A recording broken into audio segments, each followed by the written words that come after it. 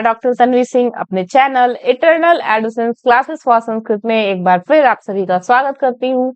आज हम लेकर आए हैं नल चंपू। तो आज की क्लास में हम देखेंगे नल चंपू के जो रचनाकार हैं उनके बारे में और नल चंपू का जो कथा सार है उसके बारे में।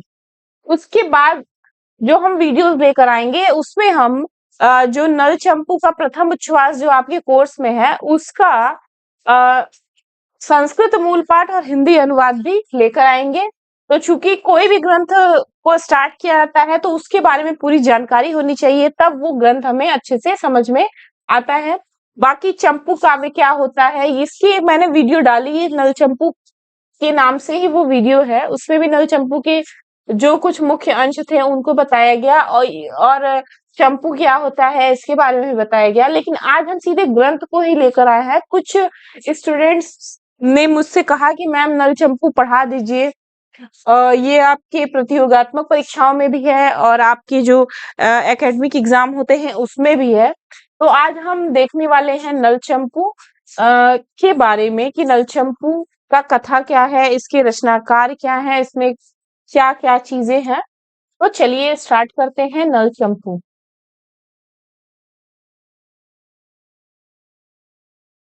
तो देखिए पहले की जो वीडियो है उसमें जैसा कि बताया जा चुका है कि जो नल चंपू है ये सबसे प्राचीन चंपू है, ठीक है। और इसका जो दूसरा नाम है वो दमयंती कथा भी है। इसके लेखक त्रिविक्रम भट्ट हैं। कहते हैं कि त्रिविक्रम भट्ट बचपन में गंड मूर्ख थे। इनके पिता नेमादित्य किसी राजा के यहाँ सभा पंडित थे। आर्य वंश कार्यवश कहीं बाहर गए हुए थे। इस बीच दिग्विजय की लालसा से कोई इनके पिता का विद्वेषी विद्वान सभा में आया और किसी भी पंडित से शास्त्रार्थ करने का आग्रह करने लगा। नेमादित्य को घर से बुलाने के लिए दूत भेजा गया, परंतु नेमादित्य की अनुपस्थिति में त्रिविक्रम भट्ट को राजसभा में चलने के लिए कहा गया। त्रिविक्रम ने अपनी कुल देवी सरस्वती से पिता की प्रतिष्ठा रखने के लिए प्रार्थना की। सरस्वती ने आशीर्वाद दिया कि जब तक तुम्हारे पिता लौट कर नहीं आते तब तक मैं तुम्हारे मूर्ख में निवास करूंगी। भारती के प्रसाद को पाकर त्रिविक्रम राजसभा में पधारे और प्रतिपक्षी को परास्त किया। राजा ने इनका अतिशय सम्मान किया। घर लौट आने पर इन्होंने विचारा कि जब तक भगवती की कृपा है तब तक मैं कोई ललित प्रबंध रच डालूं। अतएव उन्होंने नल चंपू का लेखन प्रारंभ किया। जिस दिन सप्तम उच्छ्वास समाप्त हुआ उसी दिन उनके पिता घर लौट आए। सरस्वती उनके मुख से निकल गई और जहां तक लिखा गया था वहीं तक यह काव्य रह गया। इस किंवदंती का उल्लेख नल चंपू की विवृति नामक टीका के प्रारंभ में किया गया है, किंतु इस किंवदंती का कोई मौलिक आधार नहीं है जिसको स्वीकार किया जा सके, क्योंकि इसको सत्य मान लेने पर जब इस अधूरे ग्रंथ में ही त्रिविक्रम की सरस्वती लुप्त हो गई तब उन्होंने मदालसा चंपू तथा इंद्रराज प्रशस्ति ये अन्य ग्रंथ कैसे लिखे तथा राजा इंद्रराज के प्रमुख सभा पंडित कैसे बने रहे, अतः यह किंवदंती अमान्य है। तब नल चंपू की कथा की अपूर्णता के विषय में विद्वानों की धारणा है कि त्रिविक्रम का चंपू लिखने का उद्देश्य तो यही पूर्ण हो जाता है, क्योंकि गद्य पद्य में सभंग श्लेष का जो चमत्कारिक वर्णन करना चाहिए वह यहाँ तक पूरा हो गया है। अतएव कथा से कोई शेष प्रयोजन नहीं रह जाता, अथवा अस्वस्थता आदि के कारण भी यदि नल चंपू को अपूर्ण ही समाप्त करना पड़ गया हो तो असंभव नहीं है। तो देखिए जो नल चंपू है वो 7 उच्छ्वासों में है और नल तथा दमयंती की कथा वर्णित है। प्रत्येक उच्छ्वास के अंतिम श्लोक में हर चरण सरोज शब्द है। इसमें नल के मंत्री साल्लकायन ने नल को जो उपदेश दिया है वह कादम्बरी में चंद्रापीठ को दिए गए सुकनास के उपदेश के अनुकरण पर है। कवि ने न्याय वैशेषिक आदि दर्शनों से भी उदाहरण लिए हैं। इसका कथानक महाभारत के वन पर्व से लिया गया है। वन पर्व में यह कथा 27 अध्यायों में वर्णित है और नल चंपू में इसके प्रारंभिक अध्यायों की कथा आती है। ग्रंथ के प्रारंभ में कवि ने शिव की स्तुति के अनंतर कवि प्रशंसा तथा खल निंदा और पश्चात वाल्मीकि, व्यास, बाण तथा गुढ़ाढ्य की कविता की प्रशंसा की है। संक्षेप में कवि चरित भी दिया है। प्रथम उच्छ्वास में कथा का आरंभ है और शेष उच्छ्वासों में कथा का विस्तार किया गया है। नल का चरित्र वर्णन करने में कविवर ने अपनी नवीन कल्पना का अधिक उपयोग किया है। इसमें राजा नल द्वारा दमयंती के समीप जाकर इंद्रादि लोकपालों का संदेश पहुंचाने तक की कथा आई है। दमयंती का स्वयंवर, राजा नल का दमयंती के साथ सुखोपभोग, कली की ईर्ष्या, पुष्कर से द्यूत क्रीड़ा, राज्य भंग, दमयंती परित्याग, ऋतुपर्ण से संपर्क आदि मार्मिक प्रकरण इसमें वर्णित नहीं है। इसी आधार पर विद्वानों ने कल्पना की है कि नल चंपू एक अपूर्ण काव्य है। अब देख लेते हैं नल चंपू का त्रिविक्रम भट्ट के बारे में। इसके बाद हम नल चंपू का पूरा कथा सार देखेंगे।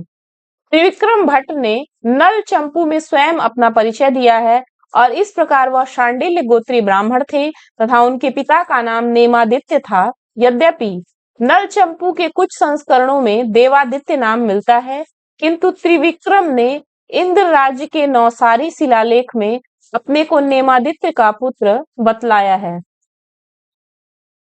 श्री त्रिविक्रम भट्टेन नेमादित्यस्व सूनूना कृताशस्ता प्रशस्तेयमिन्द्र राजा इंघ्रशेविना। त्रिविक्रम भट्ट का समय अंतरंग तथा बहिरंग प्रमाणों के आधार पर निश्चित किया जा सकता है। नल चंपू के प्रथम उच्छ्वास में त्रिविक्रम ने बाण भट्ट 7वीं शताब्दी ईस्वी का नाम निर्देश किया है। शश्वद बाण द्वितीयेन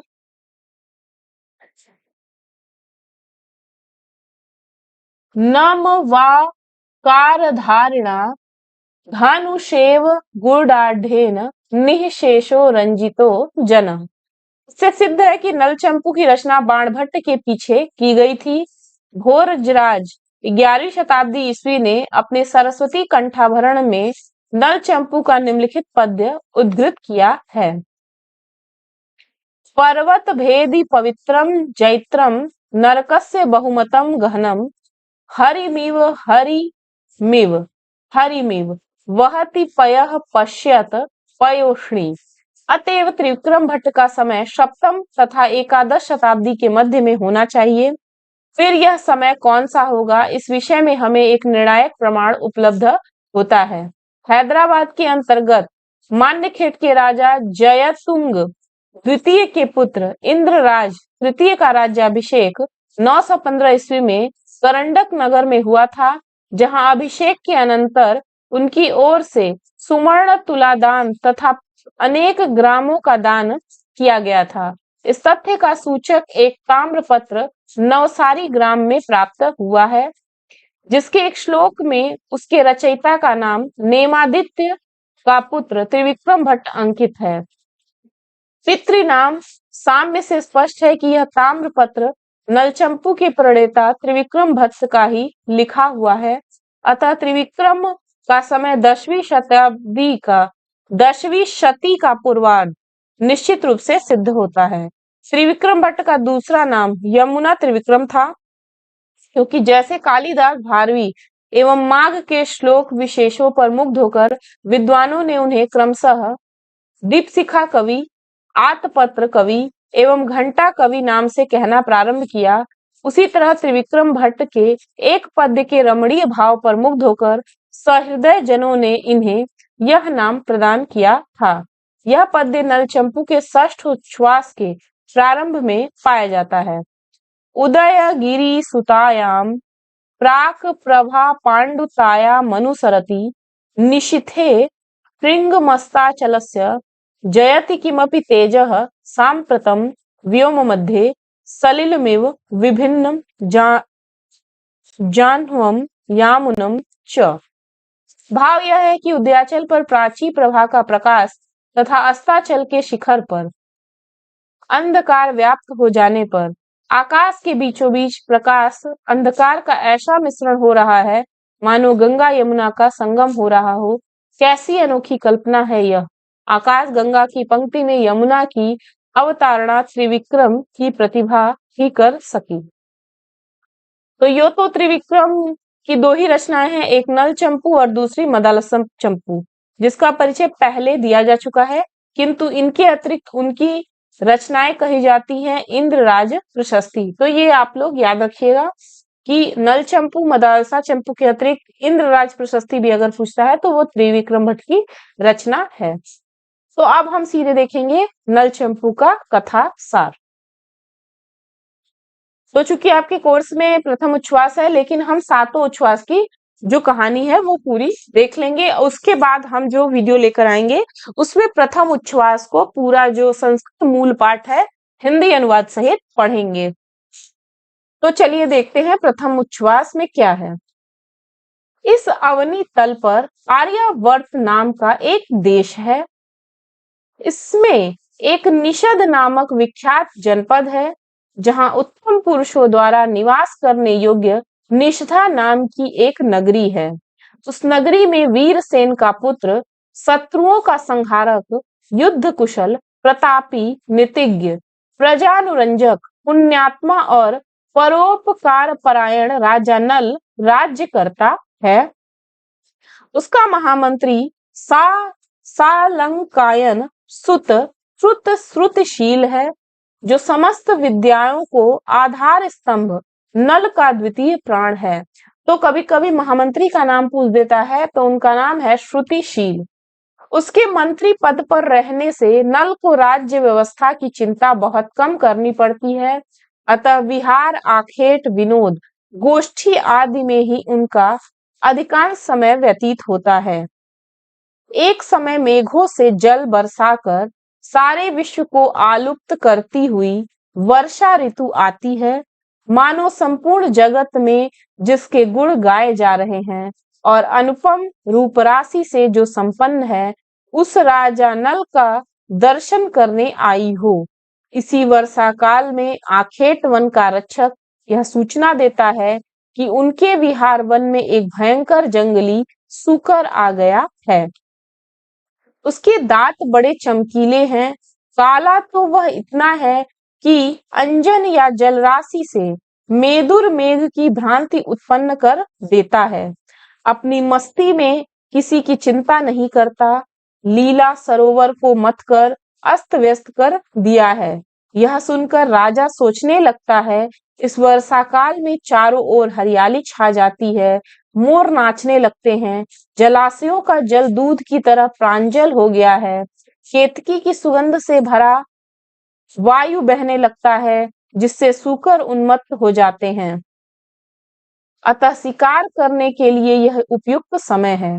ऐसा सोचकर वह बाहुक नामक सेनापति को बुलाकर आदेश देता है कि शीघ्र आखेट के लिए प्रस्थान की तैयारी करो। राजा की आज्ञा से बाहुक शिकार की सारी सामग्री प्रस्तुत कर देता है। नल एक उत्तम घोड़े पर सवार होकर यमदूतों जैसे शिकारियों के साथ वहां जा पहुंचता है। वन में घुसते ही व्याघों ने सारी वनस्थली को व्यथित कर दिया है। हाथियों का दल चिघारने लगा है। मृगों का दल व्याघ सैन्य के क्रूर कोलाहल से ही निष्प्राण होने लगा है। बाणों के आघात से घूर्णित भैंसे धरती पर धड़ाधड़ लौटने लगे हैं। अपने वेग से अश्वों को भी नीचा दिखा देने वाले हरिण लंबी छलांगे भरते हुए मानो आकाश में ही तैर रहे हैं। इसी बीच एक जलाशय की दलदल भूमि में दावानल से जले हुए पहाड़ की तरह वह उत्पाती सूकर दिखाई पड़ता है, जिसके रोंगटे खड़े हो गए हैं, जो राजा के घोड़ों को घूरती नजर से देख रहा है। थूथने फुलाकर घर घर ध्वनि कर रहा है। थूथने फुलाकर घर घर ध्वनि कर रहा है और गुच्छाकार पूंछ को ऊपर उठाए हुए है। उसे देखते ही राजा सावधान हो जाता है और विविध पंखों से युक्त बाढ़ों की वर्षा उस सूकर पर वैसे ही करने लगता है जैसे वीर शिरोमणि राम राक्षसाधिप रावण पर करते थे। उन दोनों में ऐसा भयंकर युद्ध ठन जाता है जिससे मानो पृथ्वी कांपने लगती है, पर्वत हिल उठते हैं और क्षण भर के लिए मध्याह्न का सूर्य ठिठक जाता है। दर्शकों को यह निर्णय करना कठिन हो जाता है कि फुर्ती से बाण बरसाने वाला राजा प्रशंसनीय है या उछल उछल कर बगल काटने वाला घोड़ा, अथवा राजा और घोड़े से अपने को बचाकर निकल ले जाने वाला सूकर। चिरकाल तक युद्ध में पराक्रम प्रदर्शन के बाद उस सूकर राज पर नर राजनल की विजय होती है। विजय के उपरांत थका हुआ राजा एक साल वृक्ष के नीचे बैठकर आराम करने लगता है। शीतल मंद सुगंध वायु उसे आनंद देता है। इसी बीच वहां एक विचित्र वेश वाला पथिक कहीं से आता है और राजा को देखकर आश्चर्य से सोचने लगता है कि लक्षणों एवं तेजस्विता से ऐसा प्रतीत होता है कि यह कोई महापुरुष है जो समुद्र पर्यंत पृथ्वी का शासक हो सकता है।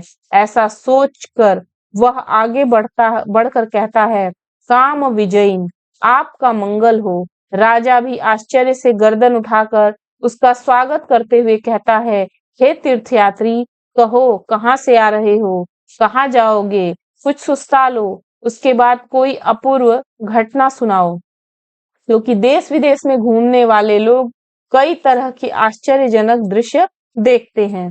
पथिक भी राजा की जिज्ञासा को सम्मानित करता हुआ कहता है, दक्षिण दिशा में एक विदर्भ नामक देश है जहाँ के प्रदेश प्रत्येक प्राणी को उत्कंठित किए रहता है। वहां की प्राकृतिक सुषमा स्वर्गीय आनंद देती है। वह देश सुंदर एवं रसिक स्त्रियों की तो निधि ही है। वहां मैं गंधमादन पर्वत पर स्थित भगवान कार्तिकेय के दर्शन के लिए गया था। वहां से लौटते समय मार्ग में थक कर एक वट वृक्ष के नीचे ठहरा। इतने में ही एक अत्यंत सुंदरी राजकुमारी अपनी प्राण सखियों सहित वहां आई।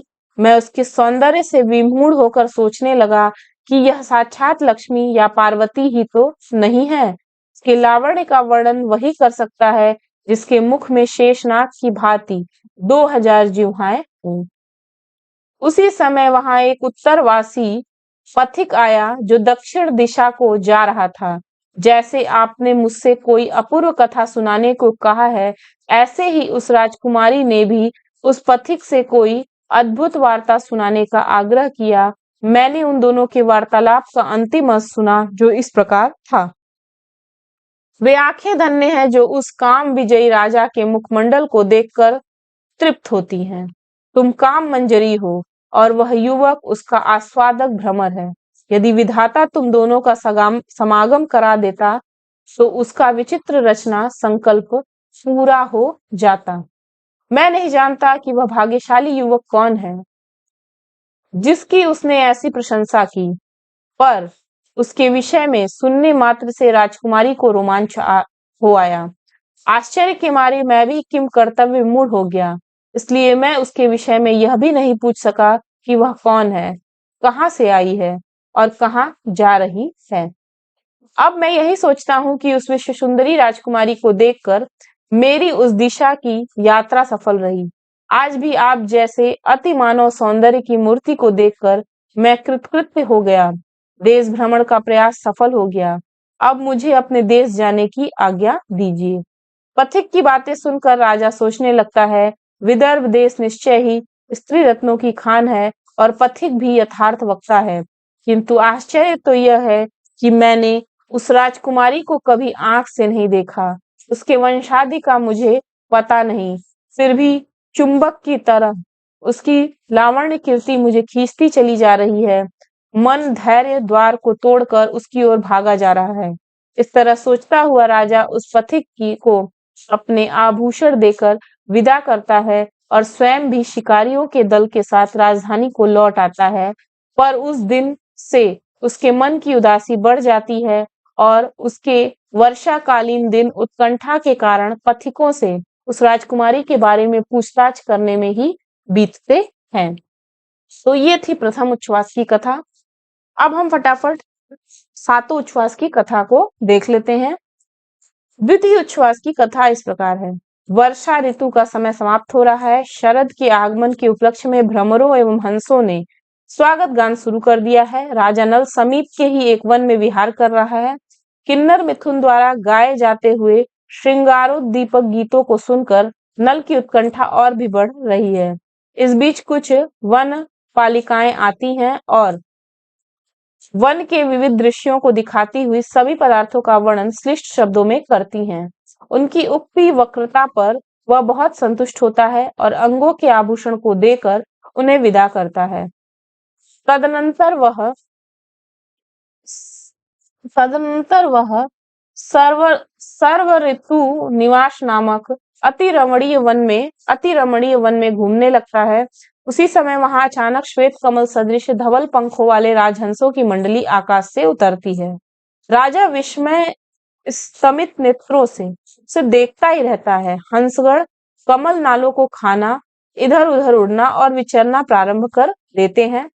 कौतुकवश राजा उन्हें पकड़ने का यत्न करता है और अंततः एक को पकड़ ही लेता है। हाथों में आते ही वह चांदी की झांझ की तरह मधुर ध्वनि में अत्यंत स्पष्ट उच्चारण पूर्वक राजा को आशीर्वाद देता है। हंस की निर्भीकता, आश्चर्यजनक रूप, वांग माधुरी, प्रज्ञा, अर्थ की उदारता, स्पष्ट वर्ण, व्यक्ति आदि देखकर राजा सोचने लगता है कि निश्चय ही यह पक्षी के वेश में कोई देवता है। अतएव राजा बड़े स्नेह के साथ हंस का स्वागत करता है। उत्तर में हंस कहता है कि मैं आपके दर्शन से ही तृप्त हूँ। इसी बीच अपने सहचर को पकड़ा गया देखकर हंस वधु आंसू गिराती हुई राजा के सम्मुख आती है और श्लेष भरी वाणी में बहुत तरह की उलाहनाएं सुनाती है। नल भी क्लिष्ट उक्तियों में ही उसका उत्तर देता है। तब हंस नल से कहता है, आप व्यंग वचनों से मेरी प्रिया को कुपित न करें। अभी इन तीनों का वाग्नी अभी इन तीनों का वाग विनोद चल रहा है कि तब तक आकाशवाणी होती है, राजन इस हंस को छोड़ दो। यही दमयंती को तुम्हारी ओर आकृष्ट करने में सहायक होगा। दमयंती नाम सुनते ही राजा को रोमांच हो आता है। वह दमयंती कौन है? यह दमयंती कौन है? यह आश्चर्यजनक पक्षी कौन है? और यह आकाशवाणी कैसी है? यह सब विस्तार से जानना चाहिए। यह सोचता हुआ एक छायादार लता मंडप में बैठकर हंस से पूछता है, कल्याण मित्र, यह दमयंती कौन है? हंस कहता है, दक्षिण देश में कुंडिल नामक एक नगर है, वहां के राजा भीम हैं। उनकी रानी प्रियंगु मंजरी हैं। इनकी कोई संतान नहीं थी। एक दिन वन विहार करते समय एक बंदरी के बच्चे को देखकर इन दंपति को अपनी संतानहीनता के कारण बड़ा दुख हुआ। रानी प्रियंगु मंजरी तथा महाराज भीम अभी विचार ही कर रहे थे कि संध्या काल आ गया। अंत में भीम ने पत्नी को यह युक्ति बताई कि वह कामवर्षी भगवान शंकर की आराधना करे। पति की आज्ञा से रानी आशुतोष की आराधना में संलग्न हो गई। तृतीय उच्छ्वास में अब देखिए क्या होता है। एक रात सुखपूर्वक सोई हुई प्रियंगु मंजरी ने रात्रि के अंतिम भाग में स्वप्न देखा। भगवान शंकर चंद्र मंडल से उतरकर कह रहे हैं, हे पुत्री, यह परिजात की मंजरी ले लो। प्रातः काल मेरी आज्ञा से दमनक मुनि आकर तुम पर अनुग्रह करेंगे। यह कहकर वे मंजरी दे देते हैं। वह भी प्रसाद रूप में उसे ग्रहण करती है। प्रातः काल रानी ने भगवान भुवन भास्कर को नमस्कार करके स्तुति की। इधर महाराज भीम भी प्रातः कालीन कृत्य करके रानी से मिलने के लिए अंतःपुर पहुंचे। उन्होंने रानी की प्रसन्न मुख मुद्रा देखकर जान लिया कि भगवान शिव ने अनुग्रह किया है। रानी ने अपने स्वप्न का वृतांत राजा से कह दिया। तब राजा ने भी कहा कि मैंने भी आज गत रात स्वप्न में गणेश, कार्तिकेय तथा पार्वती सहित भगवान शंकर को देखा है। अतएव पुरोहित जी हम दोनों के स्वप्नों का फल बताएंगे। उस समय वहां उपस्थित पुरोहित बोला, महाराज अवश्य ही आप लोग संसार को अपने यश से व्याप्त करने वाली संतान प्राप्त करेंगे। इस बीच सूर्यमंडल से एक महामहिम मुनि उतरे। उनका दमनक नाम था। इसी बीच सूर्यमंडल से एक महामहिम मुनि उतरे। उनका दमनक नाम था। राजा ने उनकी आगवानी करके प्रणाम किया और उच्च स्वर्णासन पर बैठाया। तब मुनि बोले, हम भगवान चंद्रमौली के आदेश से आपको यह सूचित करने आए हैं कि आपको एक लोकोत्तर कन्या रत्न की प्राप्ति होगी। जब रानी ने यह सुना तो वह दुखी हुई, क्योंकि वह पुत्री चाहती थी, कन्या नहीं। अतः वह बोली, भगवान, मुझे कन्या रत्न का वरदान नहीं चाहिए। इस पर मुनि ने कहा, हे चंद्रमुखी, भगवान सदाशिव ही सब प्राणियों के शुभाशुभ को देखकर तुलाधार के समान तोल तोल कर फल देते हैं। मैं क्या कर सकता हूँ। तब रानी ने मुनि से क्षमा मांगी और उन्हें आभूषण, वस्त्र, माला आदि देने लगी।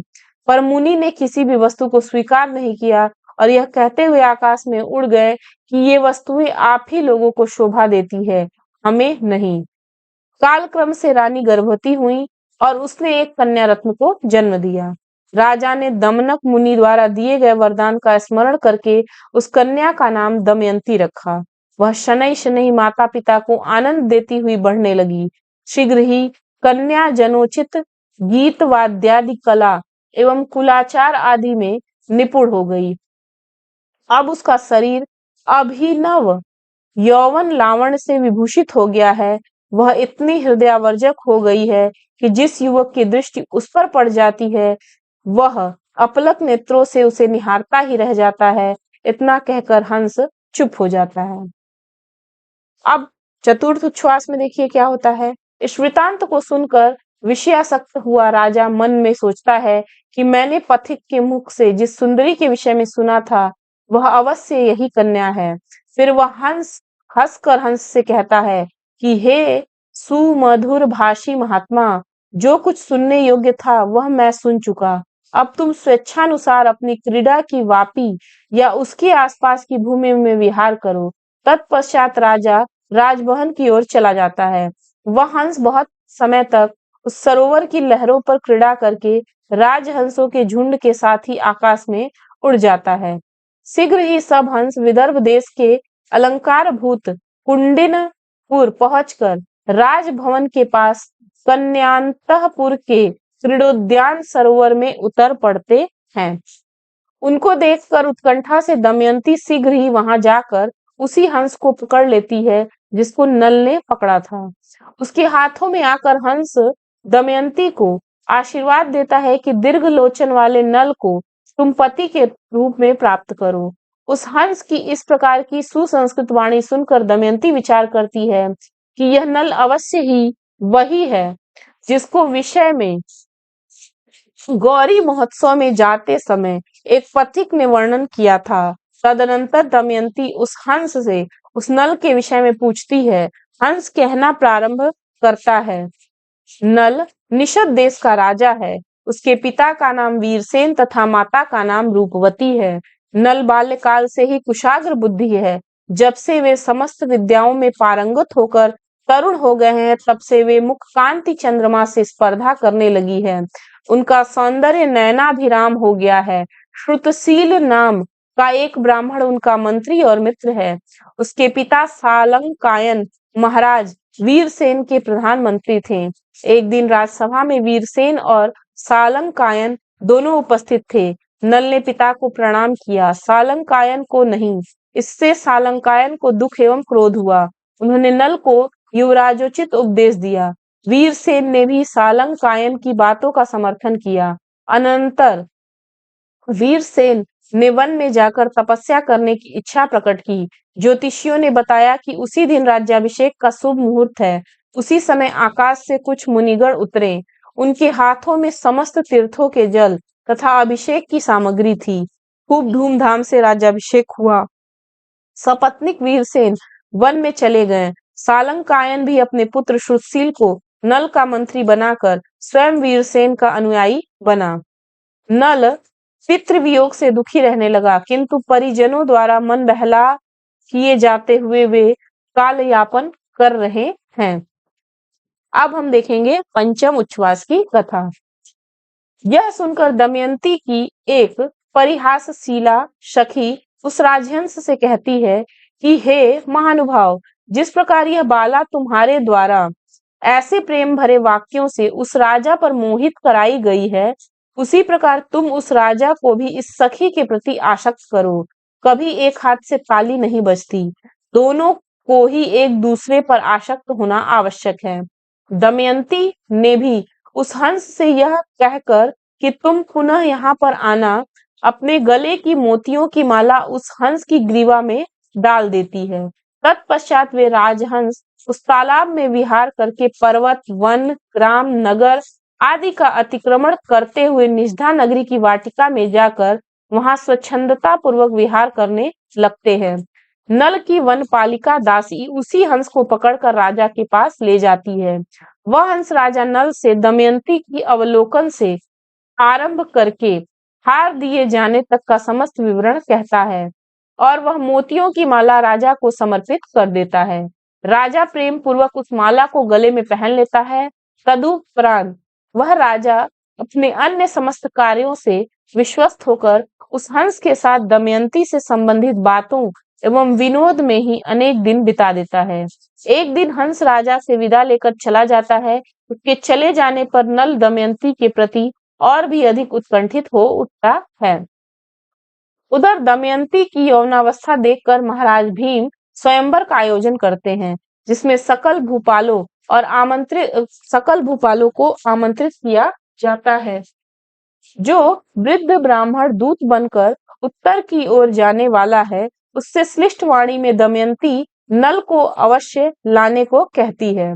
जब वृद्ध ब्राह्मण निजधा नगरी से लौट कर आता है, तो वह दमयंती से बताता है कि नल भी तुम्हारे प्रति अत्यधिक उत्कंठित हो रहे हैं। निमंत्रण पाकर नल भी अपने दल बल के साथ कुंडिनपुर के लिए प्रस्थान कर देता है। मार्ग में पर्वतों, नदियों, नगरों आदि को पार करता हुआ वह विंध्याचल पहुंचता है। वहां एक दिन विश्राम करके नर्मदा के किनारे वह अपने दल बल का डेरा डालता है। उस समय सुंदर वेशभूषा धारण करके आकाश मार्ग से इंद्र आदि देवों का आगमन सूचित होता है। जब देवगण राजा के पास पहुंचते हैं और राजा उनसे आगमन का कारण पूछता है, तो इंद्र कुबेर की ओर ताकने लगते हैं। कुबेर नल से कहते हैं कि नारद जी से दमयंती के स्वयंवर का समाचार प्राप्त करके हम लोग भी कुंडिनपुर के प्रति जा रहे हैं, किंतु अपने मुख से किसी से कुछ मांगने में हिचकिचाहट हो रही है। अतः हम चाहते हैं कि तुम हमारे दूत बनो। यह सुनकर नल बड़े धर्म संकट में पड़ जाता है, किंतु अंत में वह देवों का दूत होना स्वीकार कर लेता है। अब हम देखेंगे षष्ठ उच्छ्वास की कथा। इसी बीच धीरे धीरे एक के बाद एक मार्ग मापते हुए राजा नल को एक जगह किसी व्यक्ति का गाना सुनाई पड़ता है।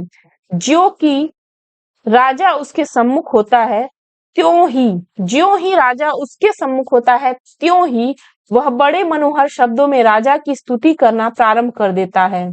राजा अपने अंगों के आभूषण देकर उसका सत्कार करता है और सामने बहती हुई नदी का तथा उसका अपना परिचय पूछता है।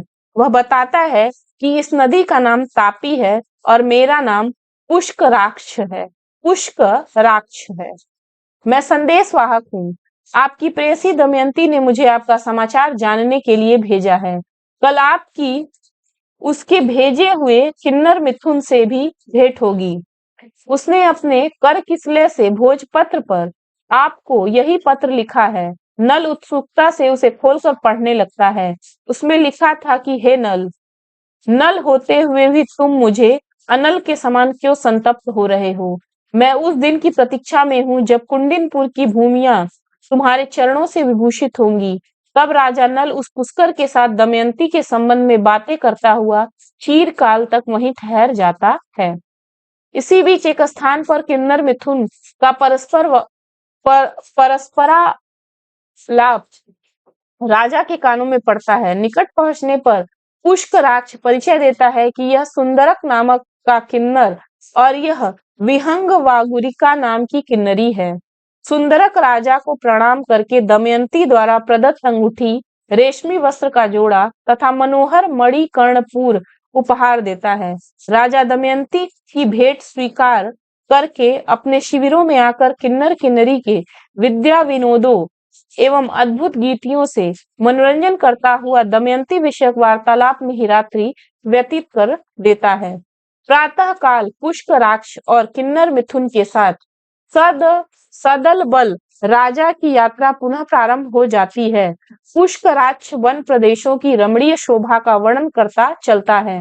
अंत में जब सब विदर्भ देश पहुंच जाते हैं, तब पुष्कराक्ष राजा से कहता है कि आप यहीं विदर्भा तथा वर्धा के संगम तट पर सेना निवेश कराएं। यह सुन राजा वहीं पर अपने दल बल के साथ डेरा डाल देता है। अब हम सप्तम यानी अंतिम उच्छ्वास की कथा को देखेंगे। नल के आगमन पर समाचार सुनकर कुंडिनपुर के नागरिक और नगर वधुजन राजा के सत्कारार्थ पुष्प फल आदि लेकर आते हैं और स्वयं विदर्भ नरेश भीम भी आकर राजा नल का यथोचित सम्मान करते हैं। इसी बीच दमयंती द्वारा प्रेषित कुब्जिका और वामनिका विविध उपहार लेकर नल के पास पहुंचती हैं। नल उनसे दमयंती का उपहार लेकर उसका कहलाया संदेश सुनकर तथा दमयंती विषयक तरह तरह की बातें करके बहुत प्रसन्न होता है। जब वे लौट आती जाती हैं, तब राजा पर्वत नामक एक वामन पुरुष को पुष्कर और किन्नर मिथुन के साथ दमयंती के पास भेजता है। जब राजा मध्याह्न कृत संपन्न करके भोजन कक्ष में जाता है, तो उसे बाहर बड़ा कोलाहल सुनाई पड़ता है। प्रतिहारी से पूछने पर पता चलता है कि दमयंती की ओर से सैनिकों को उत्तमोत्तम भोजन कराया जा रहा है। नल के लिए दमयंती ने अपने हाथ से स्वादिष्ट भोजन बनाकर भेजा है। प्रिया के हाथ का बनाया हुआ भोजन नल बहुत चाव से खाता है तथा उसकी पाक कला की भूरी भूरी प्रशंसा करता है। भोजनोपरांत थोड़ी देर विश्राम करने पर देखता है कि पर्वतक, जिसे कुछ देर पूर्व नल ने दमयंती के पास भेजा था, खूब सजा धजा हुआ और अलंकरण धारण किए हुए लौटा है। वह नल से कहता है, हे स्वामी, यहाँ से जाकर राजप्रसाद में कुब्जिका और वामन कन्याओं ने सौभाग्य की देवी तथा सौंदर्य की खान दमयंती से कहा कि हे देवी, इंद्र आदि लोकपाल तुमको चाहते हैं और उन लोकपालों के कहने से राजा नल यहाँ पर देवताओं का दूत कार्य संपादन हेतु आए हैं। इस बात को सुनकर दमयंती बहुत चिंतित हो उठी है। राजा नल भी यह समाचार पाकर सोचने लगा कि एक ओर तो मैं दुर्निवार मनमथ के शरों से आहत हूँ और दूसरी ओर इंद्र की आज्ञा है। अब यहाँ क्या करना चाहिए? लोकपालों की आज्ञा तो अवश्य ही पालनी है। ऐसा विचार कर नल अकेला ही राजा भीम के भवन में जाकर वहां इंद्र पर प्रदत्त वरदान के प्रताप से कन्याओं के अंतःपुर में प्रवेश करता है। प्रवेश करने पर दमयंती के भवन के पीछे वह खड़ा हो जाता है और वहां सखियों के गीतों से प्रमुदित की जाती हुई दमयंती का अवलोकन करता है। इस प्रकार प्रविष्ट हुए राजा नल को देखकर दमयंती अत्यंत विस्मित होती है और विचारने लगती है कि राजा नल यहाँ किस प्रकार प्रविष्ट हुए, क्योंकि यहाँ अनेक प्रकार के रक्षक हैं, जिनके कारण बाहरी पक्षी भी यहाँ प्रविष्ट नहीं हो सकता। अतएव भूपाल नल का रात्रि में यहाँ प्रवेश पाना विस्मयावह है। नल भी उस अनुपम सुंदरी दमयंती को देखकर मुग्ध रह जाता है और बड़ी कठिनाई से अपने आप को संभालकर इंद्र आदि देवों का संदेश कहता है तथा उन्हीं में से किसी को वरने का अनुरोध करता है। तब उसकी सखी प्रियंवदा बोलती है, महाराज, जो सुनना था सुन लिया, देवताओं का संदेश भी जान लिया, पर किसी के प्रति प्रेम अपनी इच्छा से नहीं अपितु ईश्वरेच्छा से ही होता है। यह मेरी सखी तो आप में ही अनुरक्त है, आपको छोड़कर किसी अन्य का वरण नहीं करेगी। इसके पश्चात नल अंतःपुर में अधिक देर ठहरना उचित न समझकर वहां से प्रस्थान कर देता है, किंतु दमयंती की रूप माधुरी का पान करने के कारण अब उसका मन उससे हटाए नहीं हटता। अतएव वहां से वापस आकर अत्यंत कोमल पलंग पर लेटने पर भी वह दमयंती विषयक उत्कंठा में ही सारी रात बिता देता है। तो इस प्रकार हमने सातों उच्छ्वासों का जो कथा सार था उसको देख लिया। अगली वीडियो में हम प्रथम उच्छ्वास का संस्कृत मूल पाठ और हिंदी अनुवाद लेकर जल्द ही उपस्थित होंगे। तब तक आप इस वीडियो को देखिए। मिलते हैं अगले वीडियो में। तब तक के लिए नमः संस्कृताय। धन्यवाद।